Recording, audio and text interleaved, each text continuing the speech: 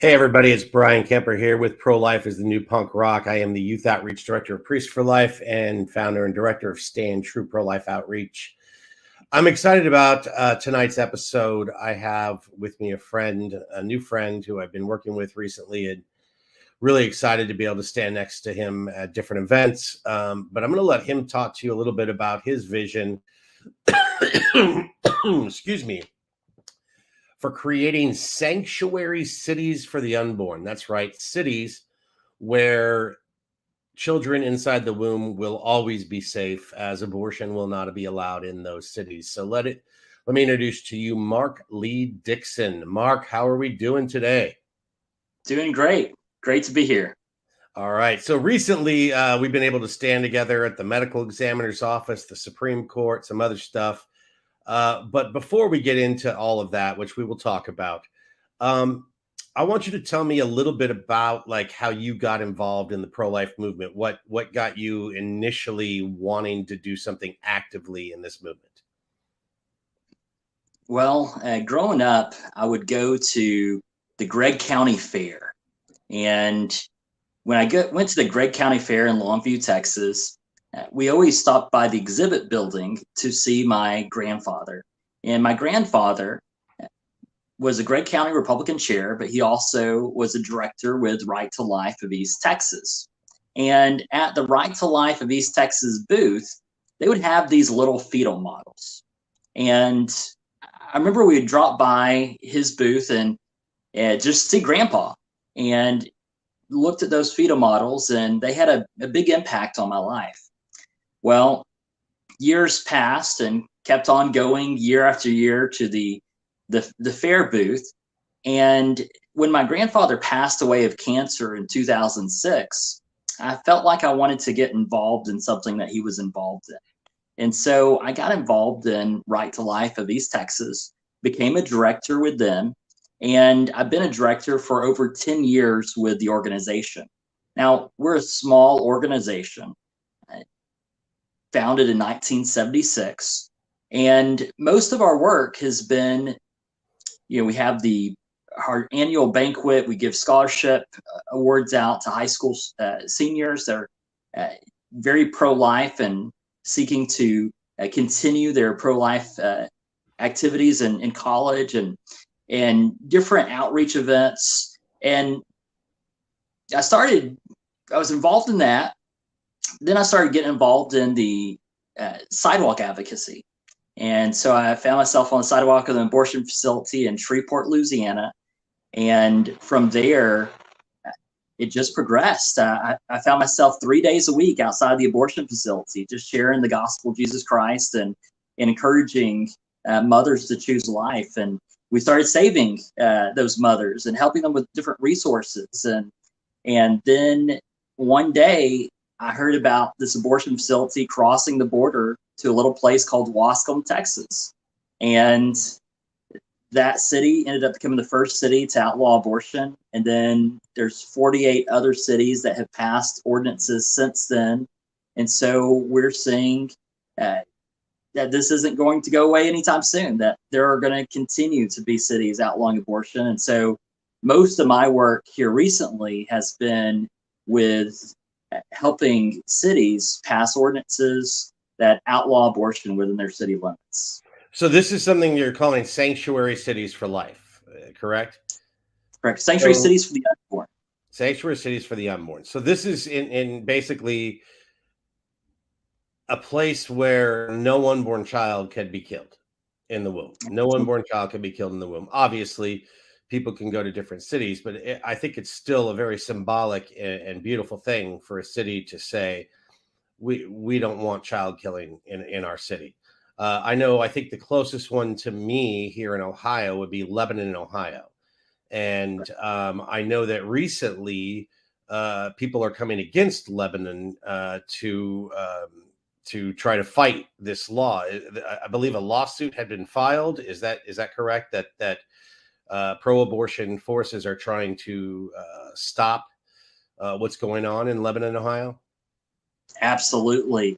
And, every lawsuit that's been brought against a sanctuary city for the unborn ordinance has not survived. 7 cities in East Texas were sued in 2020, and those lawsuits did not survive. Abortion remains banned in those 7 cities. And then in last year, when the city of Lubbock, population 264,000, when they outlawed abortion, Planned Parenthood and the ACLU sued the city of Lubbock, and that lawsuit lasted a couple of weeks. It did not survive. And they had a Planned Parenthood that was performing abortions, and it got shut down. The abortion services got shut down. And so since June 1, no abortions have taken place in Lubbock, Texas. And both the lawsuit in federal court that was filed against the city of Lubbock, that didn't survive. They appealed it eventually to the Fifth Circuit Court of Appeals, but Planned Parenthood themselves withdrew the appeal. And so there's no litigation in the city of Lubbock at this point. The lawsuit filed in Lebanon, Ohio is interesting. I think it's a sign of desperation that they are trying to do everything they can to just fight against what is inevitable, that cities are going to keep outlawing abortion, and the ruling, which is to come out, it's not going to change. So how did this really, like, there was the abortion mill in Texas, a small town that outlawed it, or that you guys did it. How did this grow into such a national happening or movement that's going on? Well, when Wascom outlawed abortion on June 11th of 2019, the ACLU was very clear. They said that this ordinance makes it impossible for abortion facility to set up in Wascom, Texas. Well, it ended up spreading. There were other people that said, we want to be a sanctuary city for the unborn too. We don't ever want abortion in our facility, in our city. And so little by little, city after city stood up.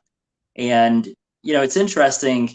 The city of Wascom, 2,189 people, very small community, but their action to really make sure their city was protected. And what made Wascom really unique was in the early 90s, someone down in the Houston area had pledged land in a building to an abortion facility in Shreveport, Louisiana, which is 18 miles over across the border, Texas-Louisiana border. And so that abortion facility had this land in Texas. Abortion restrictions were tightening in Louisiana, and they said, Texas looks pretty good. And so at that time, the director said it would make sense if abortion was ever shut down in Louisiana to cross the border to Wascom, Texas. Now, of course, with the Texas Heartbeat Act, it's a very different climate now. But at one time, Louisiana's laws looked far more aggressive than Texas laws. In fact, Texas was ranked number 17, while Louisiana was at number 1 back when they first passed the ordinance in Wascom. It's kind of amazing to me the way that people try to frame this. When in reality, what you're doing is saying that human beings, regardless of their location, if they are in this town, are safe from someone ripping their arms and legs off, from someone, separating their head from their body. And that, to be graphic, that's really what is going on. Abortion is just a word that describes an act of homicide, whether you use a gun or a rope or a knife or poison or abortion tools. It's always an act of homicide against an innocent human baby. And so for me to even wrap my head around why people would be so upset that a city says we don't want children ripped limb from limb in our borders, but when you really look at the other side and look at their arguments and look at what they say and stuff, they want nothing to do with scientific facts. They want nothing to do with truth. They want nothing to do with what's really going on. It's just emotional screaming and yelling for the right to possibly in the future kill their own child so they can have their convenient life that they want. You and I have seen that. In front of the Supreme Court a few weeks ago. And even let's go back before that to when we were at the medical examiner's office in Washington, D.C. Here we were because 115 bodies of individual, unique human persons were found in cardboard boxes in a truck, going into a truck to be taken to a research facility where they were researching to turn human remains into energy. Right. It just reminds me to Soylent Green or something.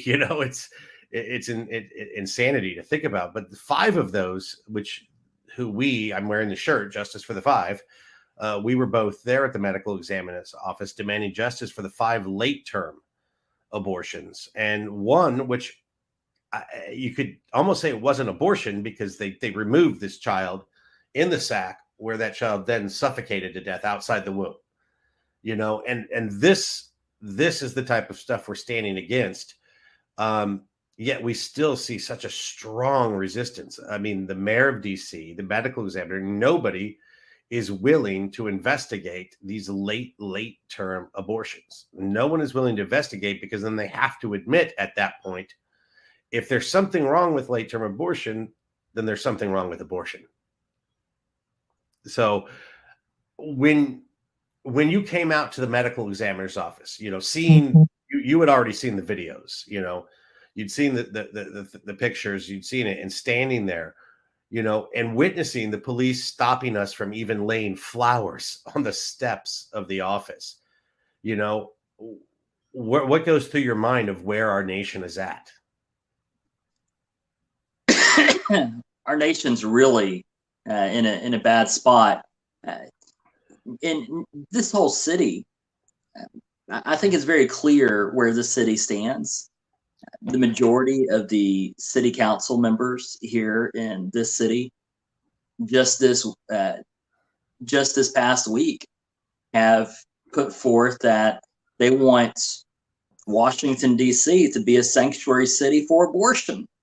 And so they're talking about passing an ordinance here in Washington, D.C. to make this place a sanctuary city for abortion and invite people to this city to get abortions. And so when you have a city that excited about abortion, these people really are pro-abortion.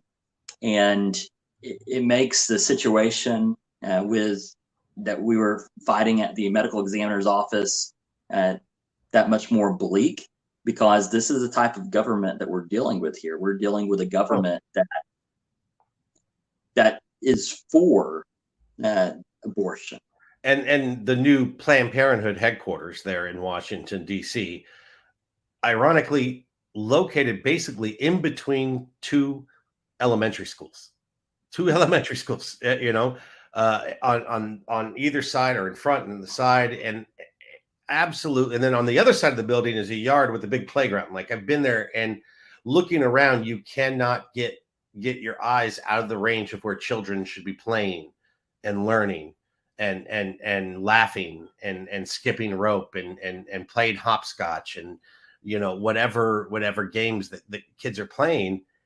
Yet this large mega abortion mill is plopped right in the center of that.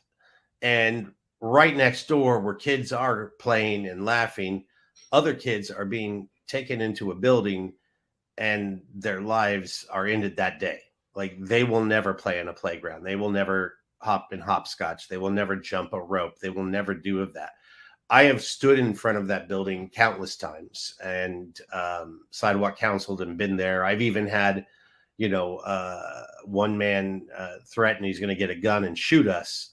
And the abortion facility workers lied to the police and said he never said it, which they knew he said it. They were sitting right there. They hurried him into the building to hide him after that. And then actually lied to the police about someone threatening to shoot us, my son, myself, and others that were there. The absolute disregard for truth and human life in those facilities It doesn't surprise me, but it should surprise most people. So all of this going on, obviously, with Roe versus Wade in the balance, with the Supreme Court uh, about to hand down a decision, with the leak that happened about the early draft, the first draft of that decision. I know both you and I, when we found out that there were hundreds, if not and thousands, of people, descending on the Supreme Court, screaming bloody murder and the most profane things, and screaming for abortion on demand through all 9 months, paid for by taxpayers. You and I and a couple others basically got on a plane and said, we are not going to allow this to go on in the public eye without at least a voice for life in the middle of that. You and I both arrived on a Tuesday night. I had actually just flown to Florida to meet with Father Frank and others, and then immediately got on a plane back down to DC. So let's go through. I want to go through those couple days with you. I want to talk about what went on there, and we'll put some pictures up on the screen, for people to see and such. But when I woke up, I remember that morning, I got up before you and I and our friend AJ shared a room, and I walked. I wanted to walk and pray, and down to the Supreme Court. It was about 25 minute walk. And as I was walking, I passed Rand Paul just walking down the road, and got to talk to him a little bit and thank him for his pro-life stance and such. But as I walked up to the Supreme Court, and I've been to that building, I can't tell you how many times I've been to the Supreme Court. Seeing the barricades and seeing what was starting, and the no scale walls weren't even up yet. But standing there, just holding a sign. And as we gathered there that day, and pro aborts were chanting, and different things that were going on that day, we did a lot of interviews. What happened that night, that first night, is really when things got exposed of how bad this is going to get. And this was, there were, I think you and I were at opposite sides of the court, both walking. We had taken a break. We were going to go to dinner. We found out there was like 400 screaming, yelling pro-abortion protesters out there. So we decided to go and just hold a sign. I remember my sign that just said, dismantle Roe. And as I stood in the center of these 400 people, you and Reverend Mahoney and AJ Hurley came up. That's when the crowd first closed in and started to attack. I was the first one. I got punched in the chest, signs ripped out. The police started to surround us. And I think that we thought, okay, cops are going to separate. We're going to, and everything. And then they moved all of the pro-abortion protesters to basically right and smack in front of the court, and tried to block us from being a pro-life voice right in front of the court, like literally, like with police bicycles, a line of police bikes. We stood there. They kept saying they're going to let us go. They're going to let us go. They're going to let us go. And then finally said, no, we're not going to let you stand there. Only they can stand there and raise their voice, which that right there, I mean, regardless of the issue, free speech, especially in front of the Supreme Court of the United States of America, should be monumental. Monumental. I mean, had you ever seen police go to that much of an effort to tell people, no, you cannot practice your free speech rights? I never saw it before. And, I think it's worth noting that Reverend Patrick Mahoney said that he hadn't ever seen that before either. And Yeah. He's been out there for 30 years or so, or maybe even longer than that. Longer, because I've been going for 35 and he's been going longer than I have. Yeah. So then you and I and Reverend Mahoney and AJ, we took a walk. We walked around the Capitol area and went to the other side of the Supreme Court and started to approach to stand in front of the Supreme Court, where we were met again with police bicycles who were blocking us. But at that point, this is even, they started to allow the pro-abortion protesters to cross the police line over to us and surround us and start screaming at us again and start yelling at us again. And that is when you were hit in the back of the head. Like literally, I watched a police officer yell, "She just hit him in the head," and your head, jolts forward. And what went through your mind at that moment?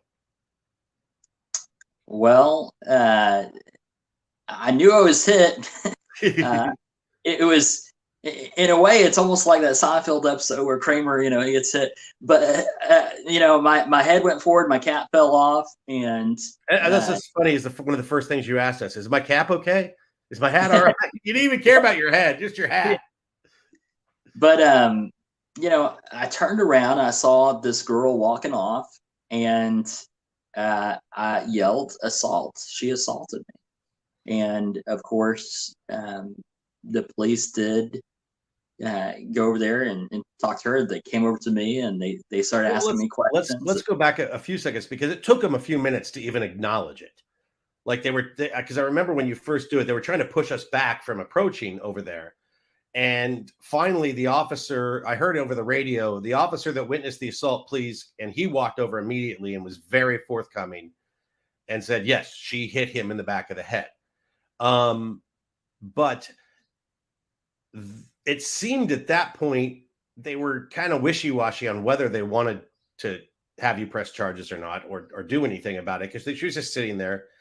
And I remember, Mark, and I know this is something that was a deep faith conviction for you, is you looked at this girl who was literally bawling her eyes out.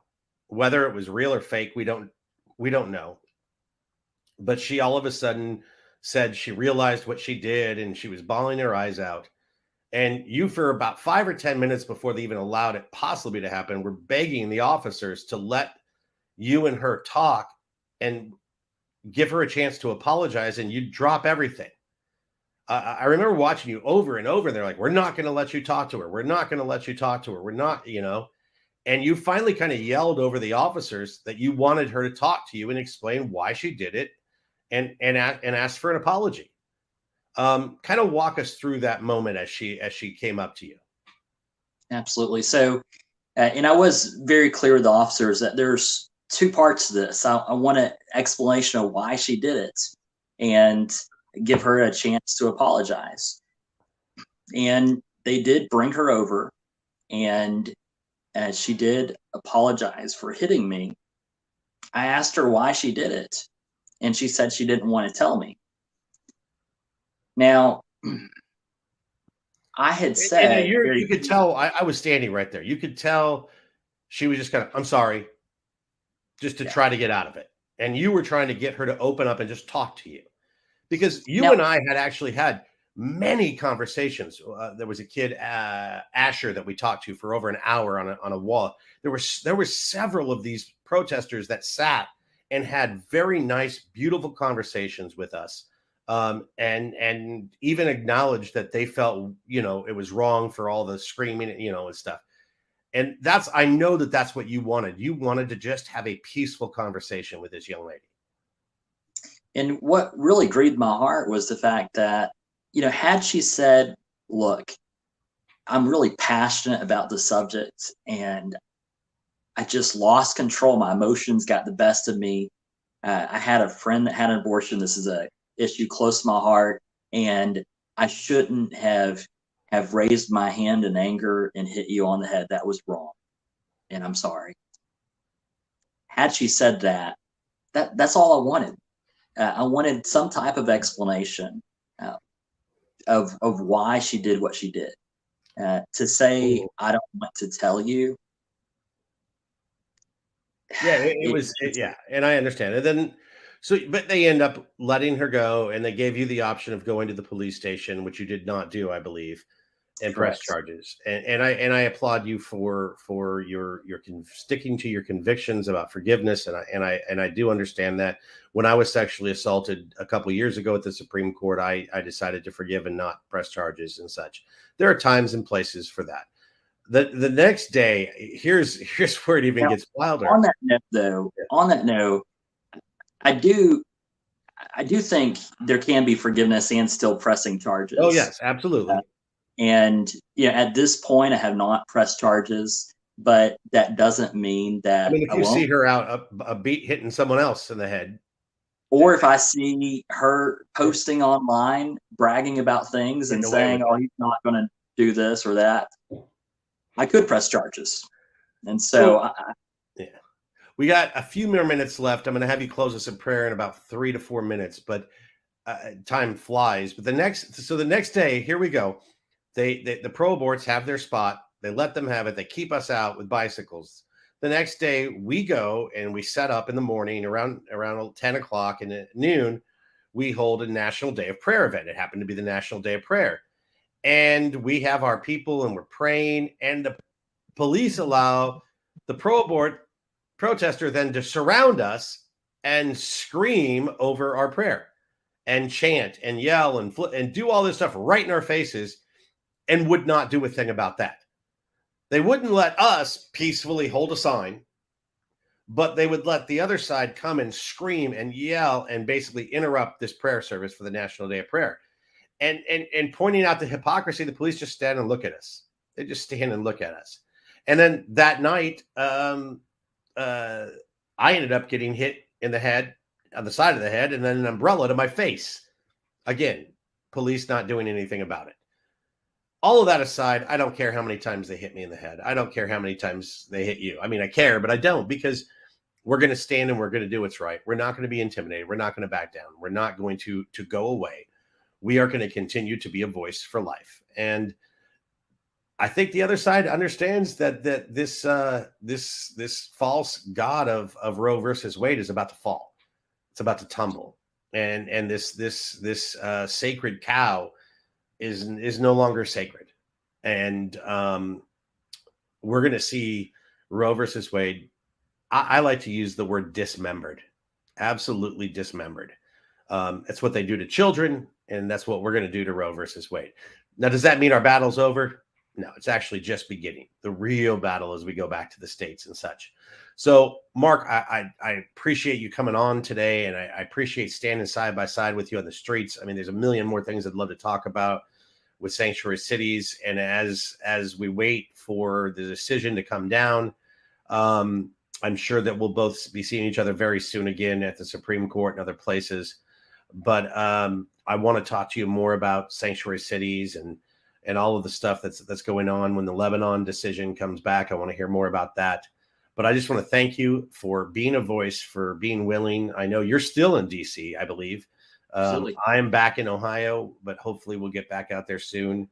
I happen to have kids, so I need to, also spend time at home and such. So, but Mark, I'd like you to go ahead and close us in prayer. I'll be right back to say goodbye, everybody. Our Father God, Lord, thank you so much for everything that you're doing in the pro-life movement.